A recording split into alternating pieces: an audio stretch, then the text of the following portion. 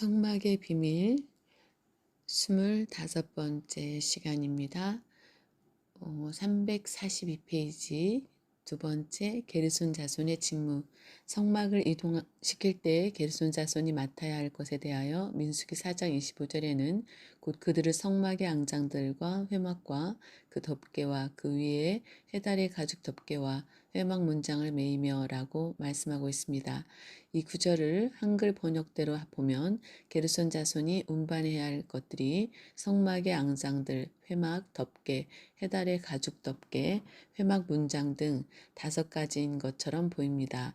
그런데 회막 오헬 모에드는 하나님의 임재의 상징적 처소인 성막 전체를 가리키는 표현으로 사용되기 때문에 사실상 성막의 앙장들, 덮개, 해달의 가죽 덮개, 회막의 문장 등을 다 포함하는 것입니다. 그러나 히브리어 원문을 보면 직접 목적어를 가리키는 에트가 3번 나오며 덮개와 그 위에 해달의 가죽 덮개는 각각 소유격과 관계대명사 아세르를 통해 회막에 포함되는 것임을 나타내주고 있습니다. 그러므로 게르손 자손이 운반해야 할 것은 성막의 앙장들과 회막의 덮개와 그 위에 해달의 가죽 덮개를 포함, 회막 문장 3가지입니다. 또한 민수기 4장 26절에서는 뜰의 휘장과 및 성막과 단사면에 있는 뜰의 문장과 그 줄들과 그것에 사용하는 모든 기구를 매이며라고 말씀하고 있습니다. 게르손 자손은 이러한 성물들을 운반하기 위하여 수레둘과 소넷을 받아 사용하였습니다. 민수기 7장 7절 이들은 그와 자손들처럼 직접 어깨로 짊어지고 운반한 것이 아니라 성막 이동 사용되는 총 6대의 수레 중 2대, 12마리의 소들 중 4마리를 할당받아 자신들이 옮겨야 할 성막 기구들을 실어서 운반하였습니다.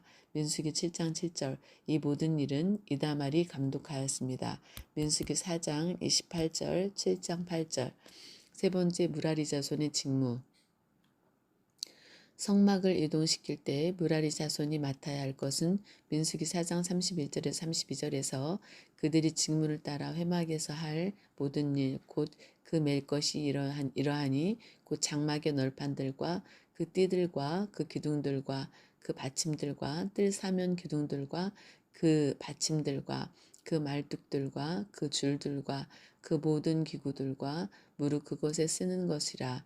너희는 그들의 맡아 매일 모든 기구의 명목을 지정하라 라고 말씀하고 있습니다.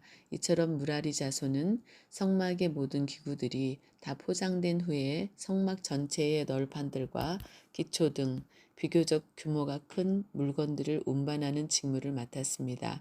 이에 따라 무라리 자손에게는 수레넷과 소 8마리가 주어졌습니다. 민수기 7장 8절 무라리 자손이 맬 것은 고아 자손들의 직무처럼 어깨에 매는 것이 아니라 실어 나를 것을 가리킵니다.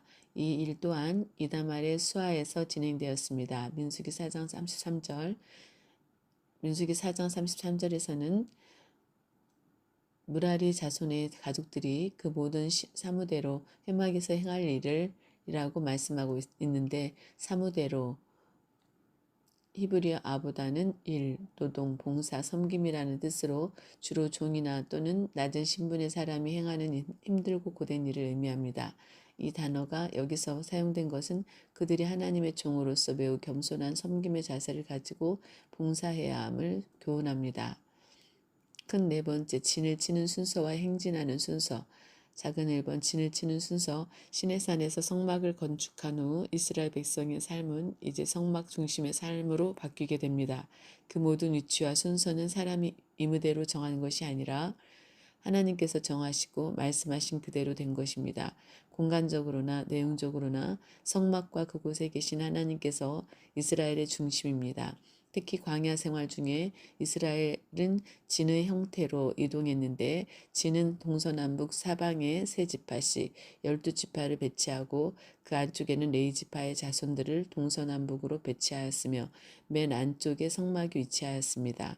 이스라엘이 쳤던 진의 크기를 정확히는 알기 어려우나 41번째 진쳤던 장소 모압 평지에 대하여 민수기 33장 49절에는 유다과 모압 평지의 진이 베디어시못에서부터 아벨시딤에 미쳤었더라라고 기록하고 있습니다.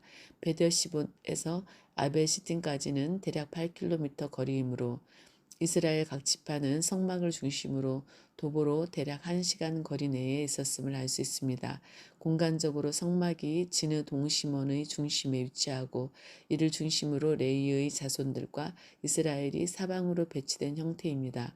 동서남북 어느 쪽이든 동일하게 진의 중앙에 있는 성막으로 나올 수 있고 그곳에서 하나님을 만날 수 있습니다. 그러므로 하나님의 성막이 중심이 된 진 안은 거룩한 공간이며 일체의 부정이나 죄가 병존할 수 없습니다. 그래서 문둥병자나 유출병자나 시체를 만진 자 등 부정한 자가 생기면 진 밖으로 추방하여 격리 조치를 내림으로써 진 안을 거룩한 공간으로 유지했던 것입니다. 민수기 5장 1절에서 4절, 12장 10절, 15절에서 16절. 동쪽에는 유다 지파를 대표로 하는 이스아갈 스불론 지파가 합니다.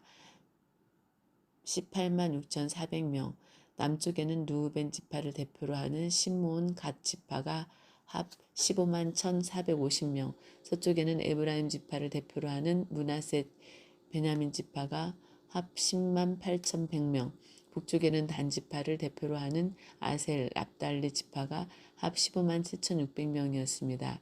민수기 1장 20절에서 43절, 2장 9절, 16절, 24절, 31절 이렇게 해서 모세와 아론 그리고 12지파를 대표하는 족장 12인이 계수한 결과 레위 지파를 제외하고 20세 이상으로 싸움에 나갈 만한 자 총 60만 3,550명이었습니다.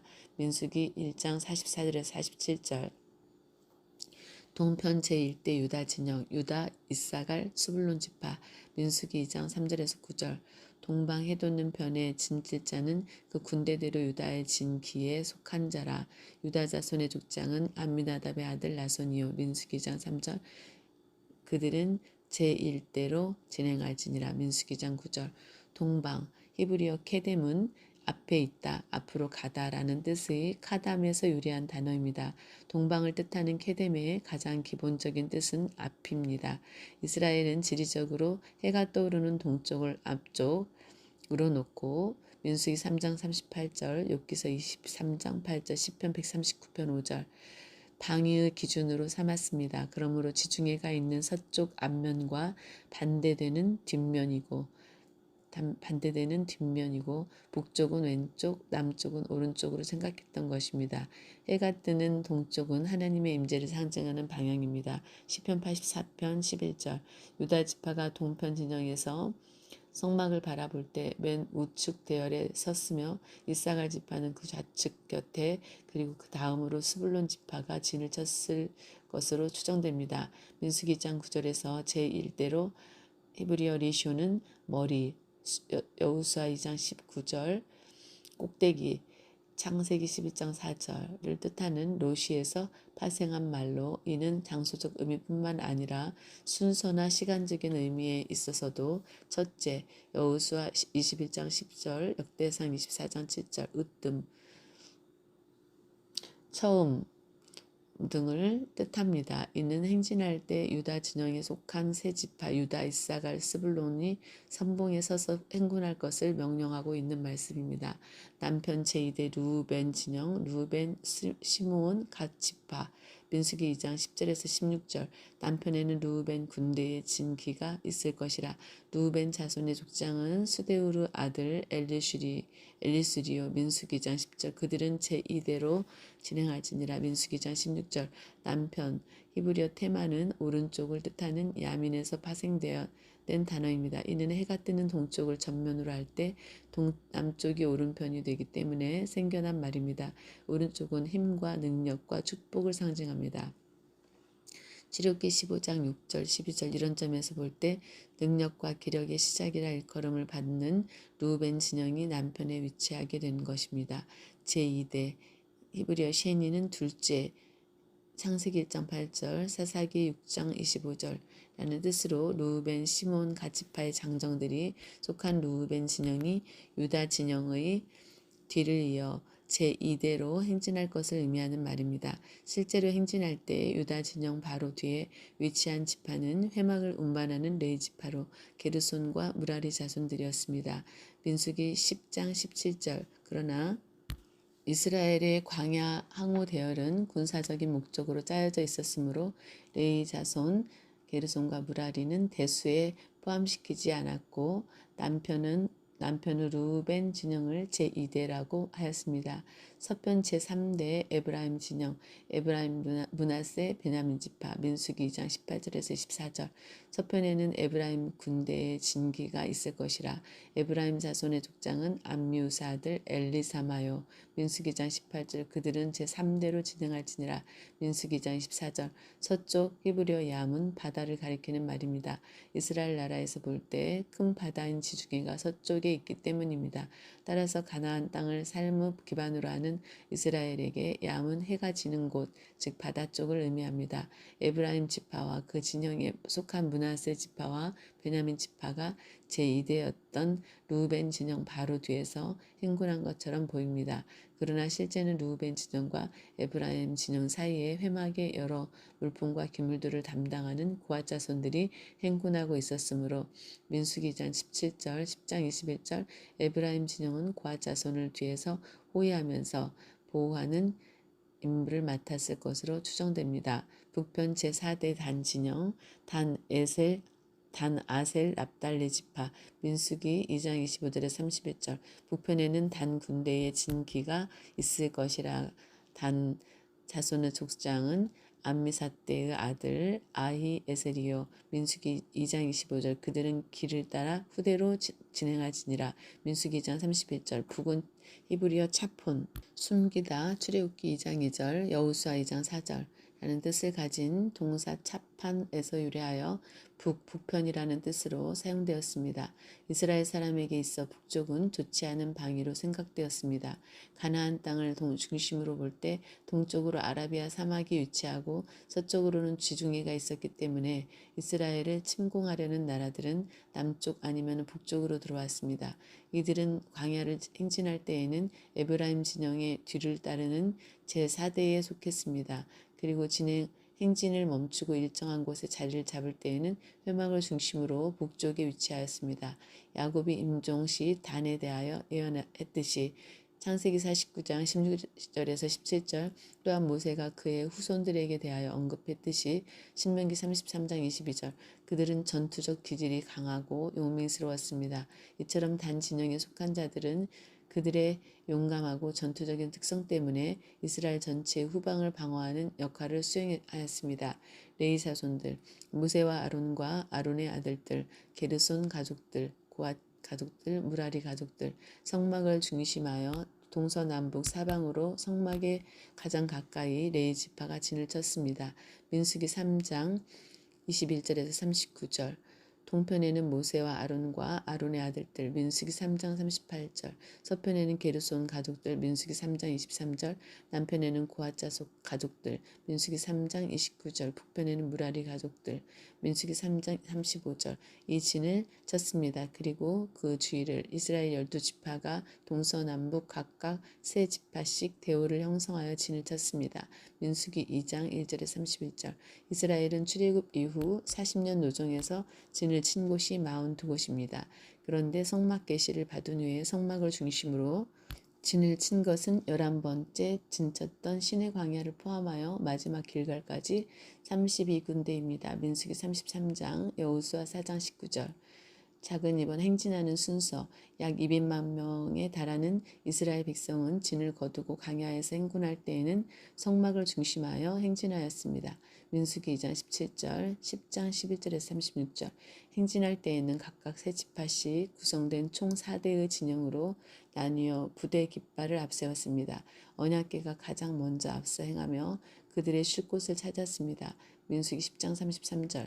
언약궤가 떠날 때 모세는 여호와여 일어나사 주의 대적들을 흩으시고 주를 미워하는 자로 주의 앞에서 도망하게 하소서라고 외쳤으며, 민수기 10장 35절.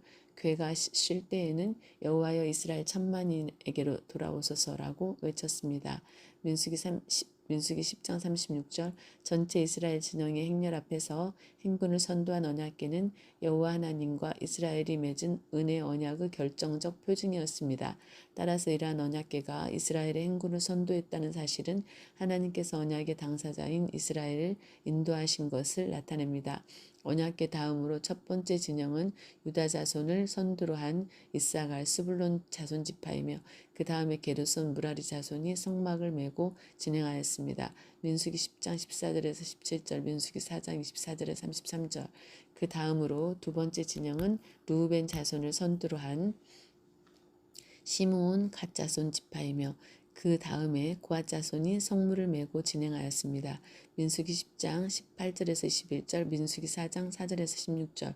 고앗 자손은 행군 시에 앞서가는 두 진영, 즉 유다 진영과 르우벤 진영의 뒤, 그리고 뒤따라오는 에브라임 진영과 단 진영의 앞에 위치하여 네 진영의 보호를 받을 수 있었습니다. 하나님의 언약궤가 이스라엘을 앞서 인도하시며 쉴 곳을 찾아주셨기 때문에 언약궤는 행진하는 진영들보다 앞서 행하였습니다. 민수기 10장 33절. 나머지 성물들은 성막을 메고 있는 게르손과 무라리 자손들이 두 번째 지정을 뒤따라갔습니다. 성막이 먼저 도착해서 세워진 후에 성물들이 안치되었기 때문입니다. 민수기 10장 21절 세 번째 진영은 에브라임 자손을 선두로 한 므낫세, 베냐민 자손 지파가 진행하고 네 번째 진영은 단 자손을 선두로 한 아셀과 납달리 자손 지파가 진행하였습니다. 민수기 10장 20절에서 27절 이와 같이 이스라엘 자손은 진행할 때에 그 군대를 따라 나갔습니다. 민수기 10장 14절, 18절, 22절, 25절, 28절. 이처럼 성막과 성물은 이스라엘 각 지파 사이사이에 끼어 이동하였습니다. 이것은 성막과 성물을 철저히 보호해야 한다는 사실과 하나님의 백성은 항상 성막 중심의 삶을 살아야 함을 가르쳐 줍니다. 오늘날 예수 그리스도를 믿고 구원받은 성도들 역시 주님의 몸된 교회를 철저히 보호하며 교회 중심주의로 살아야 할 것입니다. 아멘. 오늘은 여기까지입니다. 351페이지.